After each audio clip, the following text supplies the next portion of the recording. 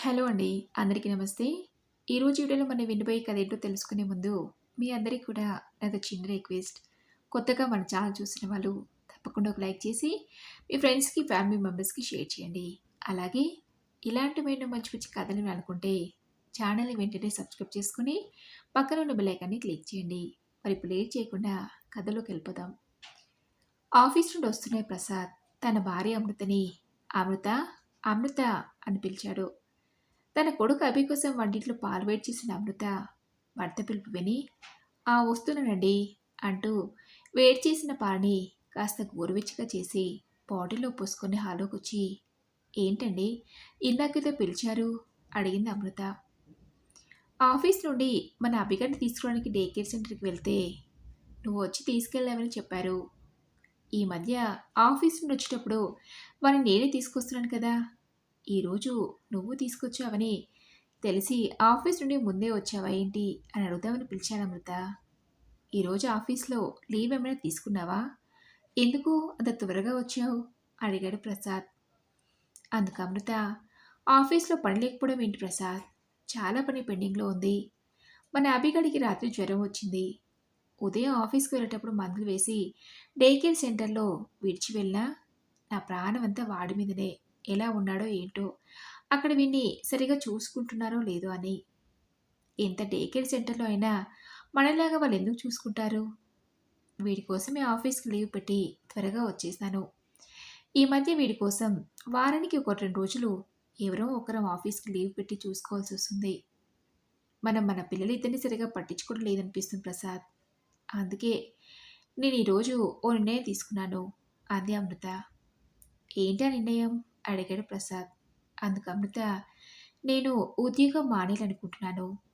మన అభిగాడు కూడా వాడి అక్క ఆద్యలా స్కూల్కి వెళ్ళే వయసు వచ్చేవరికి వీళ్ళ కోసం నేను ఉద్యోగం మానేసి ఇంట్లోనే ఉందాం అనుకుంటున్నాను.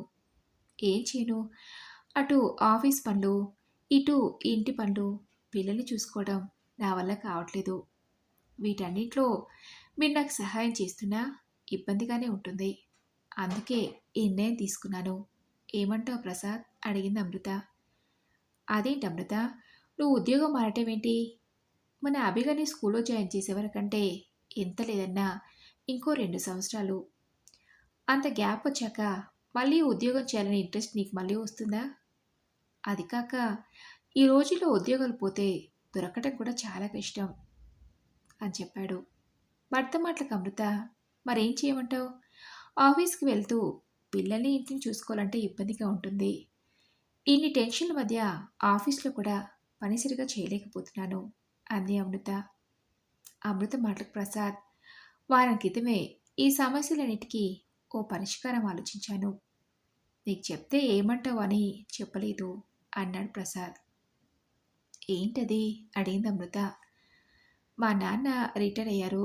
తమ్ముడిది చెల్లెలిది పెళ్ళిళ్ళయి వాళ్ళ బాధ్యతలన్నీ తీరిపోయి ఖాళీగానే ఉంటున్నారు కదా, అందుకని వాళ్ళని ఇక మీదట మనతో పాటే ఉండమని అడుగుదామనుకుంటున్నాను. ఆ అమ్మానాన్నలు ఇంట్లో ఉండి ఇంటిని పిల్లల్ని చూసుకుంటూ ఉంటే వాళ్ళకి కాలక్షేపంగా ఉంటుంది. పిల్లలిద్దరిని చూసుకోవడానికి ఆ అమ్మా నాన్నలు ఉన్న ధైర్యంతో మనం హాయిగా ఆఫీసులో పనిచేసుకోవచ్చు. ఏమంటావు, ఫోన్ చేసి అమ్మా నాన్నల్ని బయలుదేరి వచ్చేయమని చెప్పనా అని అడిగాడు ప్రసాద్. ప్రసాద్ అనే ప్రశ్నకి అమృత దగ్గర నుండి ఎటువంటి సమాధానం రాలేదు. అమృత ఏం మాట్లాడకుండా మౌనంగా ఉండేసరికి, ఏంటి అమృత, మా అమ్మ నన్ను రమ్మంటానంటే ఏం మాట్లాడవేంటి, వాళ్ళు వస్తే నువ్వు ఉద్యోగం మానేయాల్సిన అవసరం లేదు కదా అన్నాడు ప్రసాద్.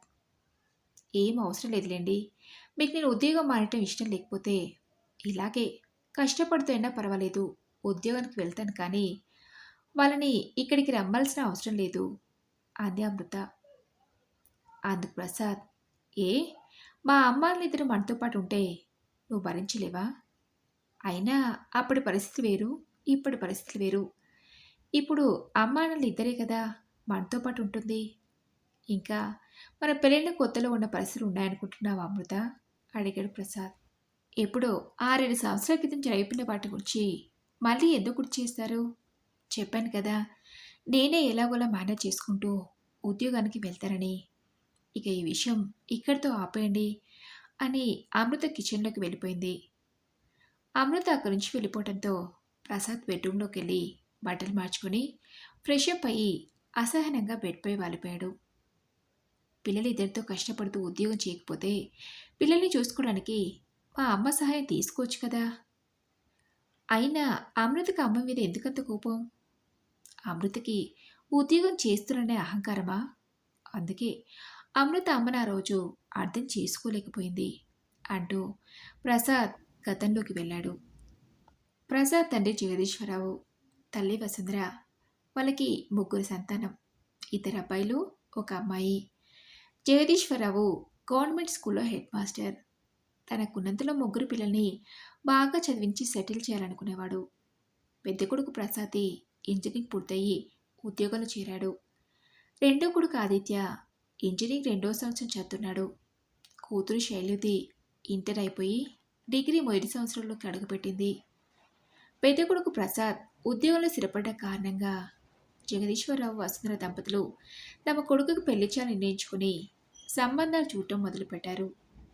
తెలిసిన వాళ్ళ ద్వారా ఓ మంచి సంబంధం రావడంతో నెల రోజుల్లోనే ప్రసాద్ పెళ్లి ఘనంగా జరిగింది. ప్రసాద్ భార్య అమృత పెళ్లికి ముందు నుండే ఉద్యోగం చేస్తున్న కారణంగా పెళ్ళైన వారం రోజులకే ఆఫీస్కి వెళ్ళటం మొదలుపెట్టింది. వసుంధరకి భర్తతో పాటు కాలేజీలకు ఆఫీసులకు వెళ్ళే వాళ్ళ కోసం ఉదయాన్నే లేచి బాక్స్ రెడీ చేసే డ్యూటీ కోడలు వచ్చినా తప్పలేదు. పైగా కోడలు అమృత కూడా తనే లంచ్ బాక్స్ సిద్ధం చేసి ఇచ్చేది. అమృత రోజు తన అత్తగారు లేచిన గంట తర్వాత నిదానంగా లేచి స్నానం చేసుకుని ఆఫీస్కి రెడీ అయ్యి వెళ్ళిపోయేది. అదంతా గమనించిన వసుంధర కొత్తగా పెళ్ళైంది, పైగా ఉద్యోగం చేసే ఈ కాలం పిల్ల, కొన్ని రోజులు పోతే తనే తెలుసుకుంటుందిలే అనుకుని ఇంటి పనంతా తనొక్కతే చూసుకునేది. ఎప్పుడైనా పని మరీ ఎక్కువగా అనిపించినప్పుడు కూతురు శైలు సహాయం తీసుకునేది తప్ప అమృతను అడిగేది కాదు. అమృత తన తల్లిదండ్రులకు ఒకతే కూతురు. వాళ్ళది ముగ్గురు మాత్రమే కలిసి ఉన్న కుటుంబం అవటం వల్ల పెళ్ళై అంత పెద్ద కుటుంబంలోకి కొడులుగా వచ్చి వాళ్ళందరి మధ్య ఇవ్వలేక అవస్థలు పడుతుంది అమృత. ఇంట్లో ఉన్నాయే 4 గదులు. అమృత ఆఫీస్ నుంచి రాగానే ప్రైవసీ కావాలని కోరుకున్నా ఎప్పుడూ ఎవరో ఒకరు తన ఉన్న గదిలోకి రావటం చూసి విసుక్కునేది. భర్తతో అలా సినిమాలకో షికార్లకో వెళ్ళనున్నా తమ వెంట మేము వస్తామన్నయ్య వదిన అంటూ ఆదిత్య శైలుల అల్లర్లు భరించలేకపోయేది. అలా వాళ్ళందరి మధ్య ఏం లేకపోయినా భర్త మనసు నొప్పించలేక సర్దుకుపోతూ వచ్చింది అమృత. అలా సంవత్సరం గడిచాక అమృత తల్లి కాపుతం తెలిసి అందరూ చాలా సంతోషించారు. వసుంధర రోజు ఉండే పళ్ళతో పాటు అమృతకి ఉదయం సాయంత్రం ఆఫీస్ నుండి వచ్చాక తనకి నచ్చినవన్నీ హెల్దీగా చేసి పెడుతూ జాగ్రత్తగా చూసుకునేది.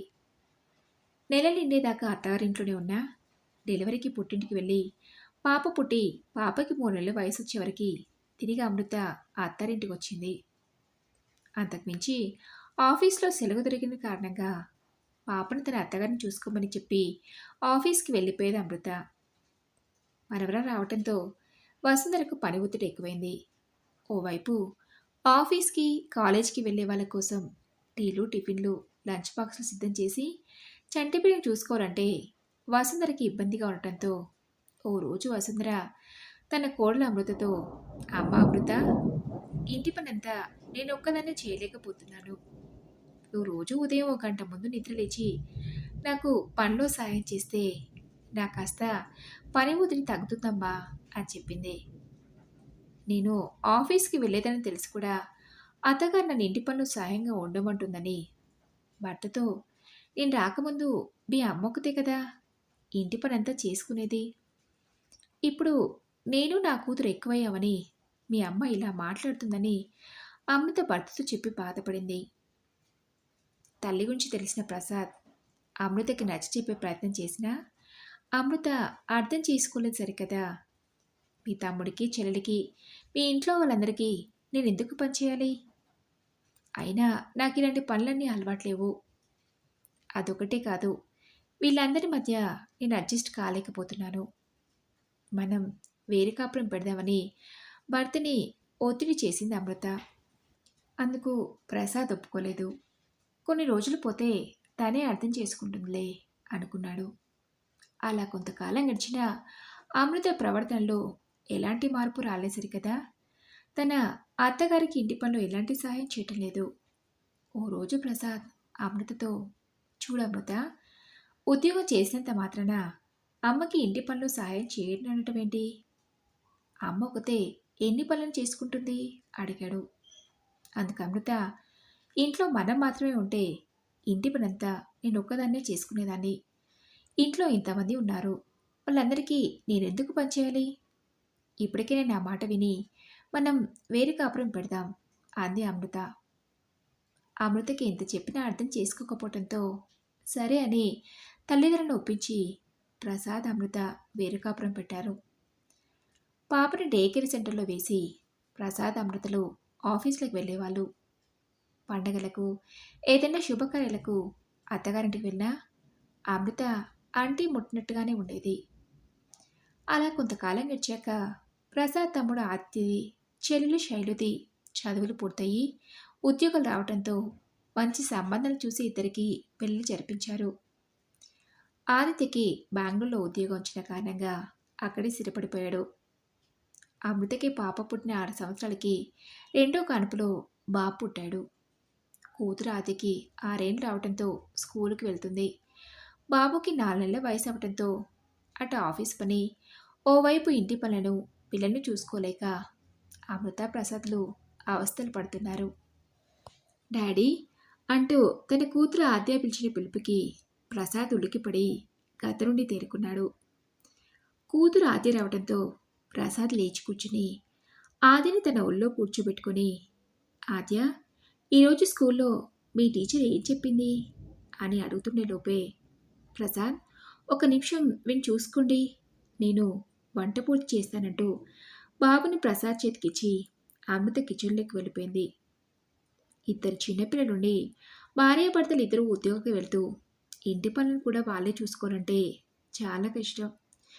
ఎలాగైనా అమృతను ఒప్పించి అమ్మ నాన్న రమ్మని చెప్పాలి.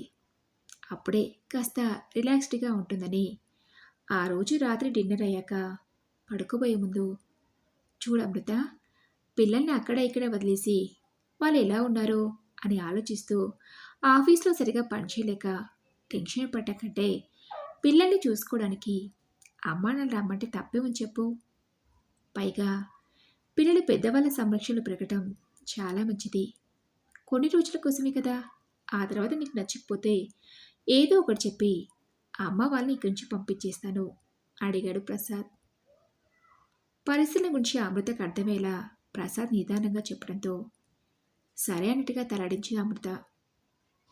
అమృత సరే అంటమే ఆలస్యం ప్రసాద్ తన తల్లిదండ్రులకు ఫోన్ చేసి, అమ్మా, పిల్లల్ని చూసుకుంటూ మా ఇద్దరికి ఆఫీస్లో వెళ్ళడానికి చాలా కష్టంగా ఉంటుంది.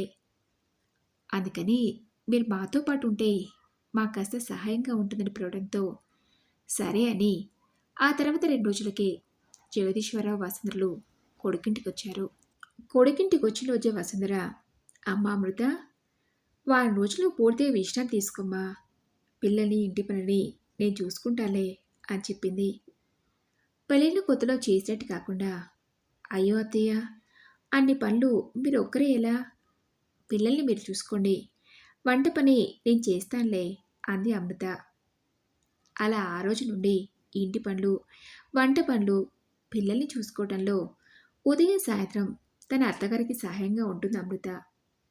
అలా ఓ 3 నెలలు గడిచాక అమృత ఓ రోజు, అత్తయ్య మావయ్యలు మా ఇంటికి రాకముందు ఉదయం 5 గంటలకు నిద్రలేస్తే రాత్రి 11 అయినా రెస్ట్ అనేది లేకుండా ఉండేది. పైగా ఆఫీస్ నుంచి వస్తూనే పిల్లలిద్దరిని నాతో పాటు తీసుకొచ్చుకునేదాన్ని. వాళ్ళని చూసుకుంటూ ఇంట్లో అన్ని చక్కబెట్టుకోవాలంటే తల ప్రాణం తోకకొచ్చేది. అలాంటిది అత్తయ్య వచ్చినప్పటి నుండి ఇంటి పనులు, వంట పనులు, పిల్లల్ని చూసుకుంటుంటే నాకు విశ్రాంతి దొరుకుతుంది. పిల్లలు ఎలా ఉన్నారో ఏంటోనే టెన్షన్ లేకుండా ఆఫీసులో కూడా హాయిగా పనిచేసుకోగలుగుతున్నాను. మా పెళ్ళైన కొత్తలో పనులన్నీ అత్తయ్యని చేస్తుంటే చూస్తూ కూడా తనకి ఎటువంటి సహాయం చేయకపోయేదాన్ని. పాపం అత్తయ్య అవన్నీ ఏం పట్టించుకోకుండా అదేదో తన డ్యూటీ అయినట్టు నాకు కూడా లంచ్ బాక్స్ అత్తేనే సర్దేది. అలాంటి వాళ్ళకి నేను పనెందుకు చేయాలని పొగుడుతూ బలవంతంగా వేరు కాపురం పెట్టడానికి ప్రసాద్ ఒప్పించాను. ఆ రోజు నేను ఇలా ప్రవర్తించినందుకు అత్తయ్య, మావయ్య నా గురించి ఇంత తప్పుగా అర్థం చేసుకున్నారు. అత్తయ్య, మావయ్యలు కూడా నాలాగే ఆలోచించుంటే మేము పిలవగానే వచ్చుండేవాళ్ళా అని ఆ రోజు వాళ్ళ పట్ల తప్పుగా ప్రవర్తించినందుకు అమృత బాధపడి తన అత్తగారిని క్షమాపణ కోరింది. అందుకు వసుంధర, ఈ మాత్రం దానికే క్షమాపణలు ఎందుకమ్మా? చిన్నపిల్లవి, ఏదో తెలియనితనమని నేను మీ మామయ్య గారు ఆ రోజే అనుకున్నావమ్మా. అది సరే కానీ మన శైలుకి 5వ నెల వచ్చింది అమృత. వచ్చే వారం శైలుకి శ్రీమంతం చేయాలని వాళ్ళ అత్తగారు ఈరోజు ఉదయమే ఫోన్ చేసి చెప్పారు. టైం ఎక్కువగా లేదు, ఆ ఏర్పాట్లన్నీ చూసుకోవాలి కదా. మరి నేను మీ మామయ్య గారు ఊరికి బయలుదేరదాం అనుకుంటున్నాం. మళ్ళీ అయిపోయిన వెంటనే తిరిగి ఇక్కడికి వచ్చేస్తాం. రేపు ఉదయం బయలుదేరవా అడిగింది వసుంధర. అత్తగారి మాటలకు అమృత, ఈ మాత్రం దానికి ఊరికి వెళ్ళి ఏర్పాట్లు చేయటం ఎందుకు అత్తయ్య? ఆ ఏర్పాట్లేవో ఇక్కడే చేసేస్తే ఇది కూడా శైలుకి పుట్టినిల్లే కదా అని అమృత అనటంతో అమృతలో వచ్చిన మార్పుకి అంతా చాలా సంతోషించారు. మరి దండి రుచి కదా. ఈ కథపై మీ విలువైన అభిప్రాయాల్ని నాతో కామెంట్ బాక్స్లో షేర్ చేసుకోండి. అలాగే ఈ కథ మీకు నచ్చింది అనుకుంటున్నాను. నచ్చితే తప్పకుండా ఒక లైక్ చేసి మీ ఫ్రెండ్స్కి, ఫ్యామిలీ మెంబర్స్కి షేర్ చేయండి. అలాగే ఇలాంటి మరెన్నో మంచి మంచి కథలు వినాలనుకుంటే ఛానల్ని వెంటనే సబ్స్క్రైబ్ చేసుకుని పక్కనే ఉన్న బెల్ ఐకాన్ని క్లిక్ చేయండి. నెక్స్ట్ వీడియోలో మరొక మంచి కథతో కలుసుకుందాం. Thank you for listening.